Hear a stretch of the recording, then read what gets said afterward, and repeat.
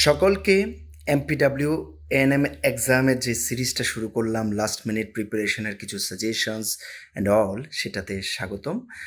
আর যেটা শুরুতে সবসময় বলি, ভালো লাগলে সাবস্ক্রাইব করবে, লাইক করবে, কমেন্ট করবে, বন্ধুদের সঙ্গে শেয়ার করবে। আর আমাদের কমেন্টে অ্যাজ ওয়েল অ্যাজ ডেসক্রিপশানে হোয়াটসঅ্যাপ গ্রুপের লিঙ্ক আছে, সেখানে জয়েন করে নেবে। আশা করি উপকার হবে।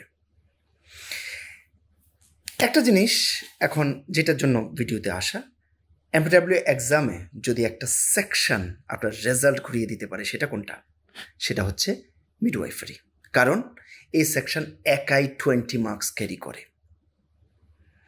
আজকের ভিডিওতে ডিসকাশন করব মিডওয়াইফারি সেকশন, যেটা এমপিডাব্লিউ এএনএম যারাই হন, অনেকের যদিও ভুল ধারণা আছে যে শুধু এএনএমের তাদের জন্য মিডওয়াইফারি অ্যাপ্লিকেবল আর এমপিডাব্লিউর জন্য অ্যাপ্লিকেবল নয়। তো সিলেবাসে ওভারঅল আছে 20 মার্কস আছে, আর সেখানে ইগনোর করার কোনো জায়গাই নেই। ঠিক আছে? তো সুতরাং একদম প্রপারলি কভার করতে হবে, আর বেসিক কনসেপ্ট একদম ক্লিয়ার থাকতে হবে, যাতে করে এমসিকিউ বিভিন্নভাবে ঘুরিয়ে ঘুরিয়ে আসলে সেখানে যাতে অসুবিধা না হয়। আমি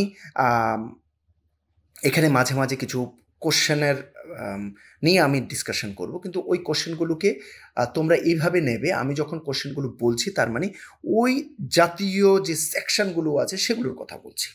বোঝাতে পেরেছি আশা করি। ঠিক আছে?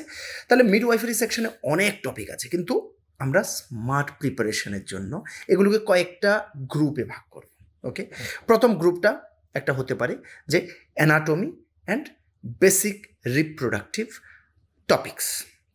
এই গ্রুপে কি কি আছে? এই গ্রুপে আছে human reproductive system, female pelvis, foetal skull, অনেকে ফেটাল স্কাল বলে, ফিটাস, প্লেসেন্টা। এখান থেকে ডাইরেক্ট কোশ্চেন আসতে পারে, যেমন হিউম্যান রিপ্রোডাক্টিভ সিস্টেমের মেইন অর্গানসগুলো সম্বন্ধে আসতে পারে, প্লেসেন্টার বিভিন্ন ফাংশন রিলেটেড জিনিস আসতে পারে, ফিমেল পেলভিস কেন লেবারের সময় খুব ইম্পর্টেন্ট সেটা সম্বন্ধে আসতে পারে, ফিটাল স্কালের বোন সম্পর্কিত বেসিক যে প্রশ্নগুলো সেগুলো আসতে পারে। এই টপিকগুলো ডায়াগ্রাম এঁকে না করলেও কমসে কম প্রপারলি বুঝে স্ট্রাকচার্ড ওয়েতে বুঝে বুঝে পড়ো। মুখস্থ করে চলে গেলে শুধু হবে না, প্লিজ ফাংশনকে প্রপারলি জানতে হবে, তবেই সেখানে বিভিন্নভাবে যখন ঘুরিয়ে প্রশ্ন আসবে সেখানে কাজে আসবে। আর যখন আমরা প্র্যাকটিক্যাল রিলেটেড একটু প্র্যাকটিক্যাল বেস প্রশ্ন আসে তখনও সেটা কাজে আসবে। আশা করি বুঝাতে পেরেছি। ওকে, এবার যদি আমরা গ্রুপ 2 বলি, গ্রুপ 2তে আমরা নর্মাল প্রেগনেন্সি অ্যান্ড এনসি, এই পার্টটা খুব ইম্পর্টেন্ট। সেখানে নর্মাল প্রেগনেন্সি অথবা এএনসি, কেয়ার ডিউরিং প্রেগনেন্সি, এরপরে তোমার হাই রিস্ক প্রেগনেন্সি, এগুলোকে পড়তে হবে। ওকে, এখন এএনসি মানে কি? Antenatal care, isn't it? তো প্রেগনেন্সি পিরিয়ডে মাদার এবং ফিটাসের হেলথ চেক আপ করার জন্য এএনসি করা হয়, ঠিক না? তো এগুলোতে দেখো, তোমার এএনসি যেমন ফুল ফর্ম জানা থাকতে হবে, এএনসির পারপাসও জানা থাকতে হবে, হাই রিস্ক প্রেগনেন্সি সম্বন্ধে পুরো ডিটেলস জানা থাকতে হবে, প্রেগনেন্সি পিরিয়ডে মাদারের কী কী কেয়ার দরকার সেগুলো সম্বন্ধেও তোমাদের জানা থাকতে হবে। ওকে, গ্রুপ 3-এ আমরা করতে পারি নর্মাল লেবার এবং পিওর পেরিয়াম যেটা আছে সেটা সম্বন্ধে আমাদের নলেজ রাখতে পারি। এখানে তোমার নর্মাল লেবার, এরপরে তোমার কেয়ার ডিউরিং নর্মাল লেবার, এরপর নর্মাল পিওর পেরিয়াম, এগুলো সম্বন্ধে নলেজ রাখতে পারো। ওকে, লেবার জিনিসটা কি? লেবার হলো চাইল্ড বার্থের যে প্রসেসটা, সেটাই লেবার, ঠিক কিনা? নর্মাল লেবারের স্টেজ যেগুলো আছে সেগুলো ইম্পর্টেন্ট। এবার স্টেজ অফ লেবার থেকে কোশ্চেন আসার চান্সও প্রচণ্ড বেশি। ওকে, পিওর পেরিয়াম বলতে কি বোঝায়? পিওর পেরিয়াম মানে চাইল্ড বার্থের পর মা এবং মানে মায়ের যে রিকভারি পিরিয়ডটা সেটাকে বোঝায়। তো এই পিরিয়ডে মাদারের ব্লিডিং, ইনফেকশন, নিউট্রিশন, রেস্ট, এরপরে ব্রেস্ট ফিডিং, এসবের কেয়ার বড় ইম্পর্টেন্ট, ঠিক না? ওকে, এবার এগুলোর থেকে আমি যে বারবার বলছি, আমি যে প্রশ্নগুলো কিছু কিছু বলছি, সেখানে ডাজ নট মিন প্রশ্নটা ওইভাবে আসবে। এমসিকিউ তো এমসিকিউর হিসাবে আসবে, আমি এরিয়াগুলো বলে দিচ্ছি। এখন নর্মাল লেবার সম্বন্ধে পুরো নলেজ রাখতে হবে, পিওর পেরিয়াম, মাদার পোস্টনেটাল কেয়ার সম্বন্ধেও পুরো ইনফরমেশন রাখতে হবে।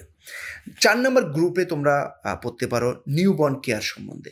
এইখানে তোমরা কেয়ার অফ নিউবর্ন, এরপর হাই রিস্ক নিউবর্ন, এই ধরনের যে পয়েন্ট সম্বন্ধে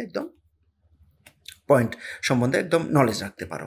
এরপর নিউবর্নের কেয়ার, ওকে? এটা প্রচণ্ড ইম্পর্টেন্ট। বার্থের পর বেবির এয়ারওয়ে, ওয়ার্মথ, ব্রেস্ট ফিডিং, ওকে? কর্ড কেয়ার, এরপর তোমার ইনফেকশন প্রিভেনশন, এইসব বেসিক পয়েন্টগুলো একদম ক্লিয়ার রাখো, জলের মতো ক্লিয়ার রাখো, তখন তোমার অনেকটা ইজি হয়ে যাবে পরীক্ষায়, ওকে? এক্সপেক্টেড এরিয়া যেমন বলতে পারি নিউবর্নের,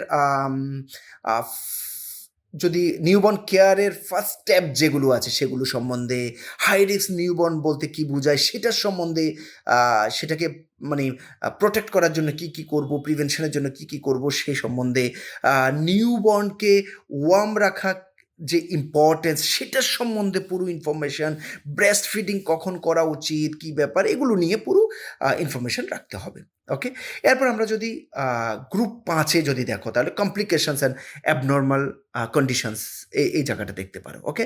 এখানে এই গ্রুপে ধরো অ্যাবনর্মালিটিস অফ প্রেগনেন্সিজ, অথবা অ্যাবর্শন, অ্যাবনর্মাল চাইল্ড বার্থ, অথবা সার্জিক্যাল ইন্টারভেনশন, ইমার্জেন্সি কেয়ার, এই জিনিসগুলো সম্বন্ধে তোমরা নলেজ রাখতে পারো, ঠিক আছে? সেগুলো সম্বন্ধে নলেজ রাখলে তাহলে ইজি হয়ে যাবে, ঘুরিয়ে যখন প্রশ্ন আসবে তখন তোমাদের জন্য অনেকটা ইজি হয়ে যাবে। মাঝখানে বলছি, সাবস্ক্রাইব না করলে অবশ্যই সাবস্ক্রাইব করে নেবে, লাইক করবে, কমেন্ট করবে, বন্ধুদের সঙ্গে শেয়ার করবে, আর হোয়াটসঅ্যাপ গ্রুপে জয়েন করতে একদম ভুলবে না। আশা করি লাভ হবে।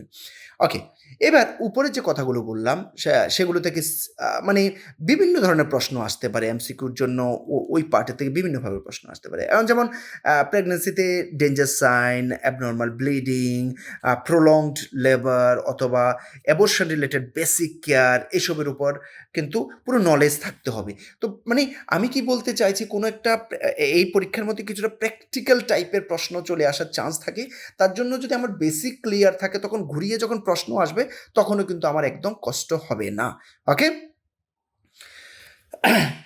এবার একটা কথা বলি, এখানে একটা কথা মনে রাখার মতো ব্যাপার আছে, আপনাদেরকে কিন্তু ডক্টর লেভেলে ডিটেলে যেতে হবে না। এপিডব্লিউর এক্সাম যেটা বেসিক হেলথ ওয়ার্কার লেভেলে যে আন্ডারস্ট্যান্ডিং সেটা দরকার, তো সেই লেভেলেই থাকতে হবে। আরেকটা আমরা গ্রুপ 6-এ ভাগ করতে পারি পাবলিক হেলথ রিলেটেড যত মিডওয়াইফারি টপিকগুলো আছে, সেখানে safe motherhood, RTI STI, okay, HIV related, infertility, এরপরে পপুলেশন এডুকেশন, ফ্যামিলি ওয়েলফেয়ার, এরপরে তোমার হতে পারে life cycle approach, status of women and their empowerment, women's health problem, এইসব সম্বন্ধে তোমার বিভিন্ন প্রশ্ন আসতে পারে, বিভিন্ন প্রোগ্রাম বেসড প্রশ্ন আসতে পারে, অ্যাওয়ারনেস বেসড প্রশ্ন আসতে পারে। এরপর যেমন কিছু ফিল্ড কী হতে পারে, সেফ মাদারহুড রিলেটেড, ওকে, এটার এইম কী, কী ব্যাপার, সেই রিলেটেড বিভিন্ন ধরনের প্রশ্ন আসতে পারে। ফ্যামিলি ওয়েলফেয়ার কেন ইম্পর্ট্যান্ট সেই রিলেটেড, ওকে, প্রশ্ন আসতে পারে। আরটিআই এসটিআই প্রিভেনশনের মানে বেসিক মেথডগুলো সম্বন্ধে ঘুরিয়ে ফিরিয়ে প্রশ্ন আসতে পারে। এইচআইভির কীভাবে প্রিভেন্ট করবে সেটার উপর প্রশ্ন আসতে পারে, ওকে? তো এখন যদি আমরা প্রিপারেশন স্ট্র্যাটেজি নিয়ে কথা বলি, ওকে, মিডওয়াইফারি পড়ার সময় আমি একটা অর্ডার বলছি, সেটা ফলো করতে পারো, যেটা উপরেও কথা বলেছি যে হিউম্যান রিপ্রোডাক্টিভ সিস্টেম সেটা সম্বন্ধে নলেজ, এরপরে তোমার pregnancy and ANC, labour and puerperium, এরপরে তোমার নিউবর্নের কেয়ার, এরপর তোমার high risk pregnancy and newborn, এটা সম্বন্ধে রাখতে পারো। এরপর safe motherhood and family welfare, এটা সম্বন্ধে RTI STI, HIV, women's health, এগুলো সম্বন্ধে রাখতে পারো, ওকে? প্রতিটা টপিক থেকে এমসিকিউ প্র্যাকটিস করতে হবে, থিওরি পরে এমসিকিউ প্র্যাকটিস করতে হবে।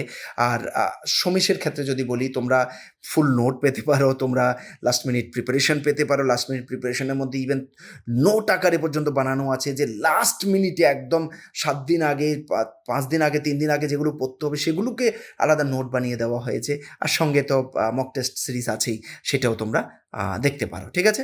তো এরকমভাবে বিভিন্ন এমসিকিউ বানিয়েও তোমাদেরকে পড়তে হবে। এখন মিডওয়াইফারির কিছু ইম্পর্টেন্ট ফুল ফর্ম কথা বলি, যেমন এএনসি, আমরা এএনসি বলি, ওকে, অ্যান্টিনেটাল কেয়ার, পিএনসি বলি পোস্টনেটাল কেয়ার, আমরা আরটিআই বলি, ওকে, রিপ্রোডাক্টিভ ট্র্যাক ইনফেকশন, এরপর এসটিআই বলি সেক্সুয়ালি ট্রান্সমিটেড ইনফেকশন, এইচআইভি বলি হিউম্যান ইমিউনোডেফিসিয়েন্সি ভাইরাস যেটা সেটা, ওকে? এই ধরনের ফুল ফর্ম আরও কিছু কতগুলো বানিয়ে নাও, বানিয়ে সেগুলো প্র্যাকটিস করো, ঠিক আছে? আমি সেটা বারবার বলছি, কেন বলছি যে অনেকের হতে পারে প্রপারলি তোমরা প্রিপারেশন করোনি, সেক্ষেত্রে লাস্ট মিনিট প্রিপারেশনে আমরা যে, আমি খাস করে লাস্ট মিনিট প্রিপারেশন তো প্রপারলি একদম টপিক ওয়াইজ এমসিকিউ দিয়ে বাগেরা সব কিছু বানানো হয়েছে, কিন্তু একটা জিনিস আমি স্পেশাল বানিয়েছি, সেটা হচ্ছে যে প্রত্যেকটা টপিক থেকে একদম লাস্ট মিনিট রিভিশন বুকও বানিয়েছি।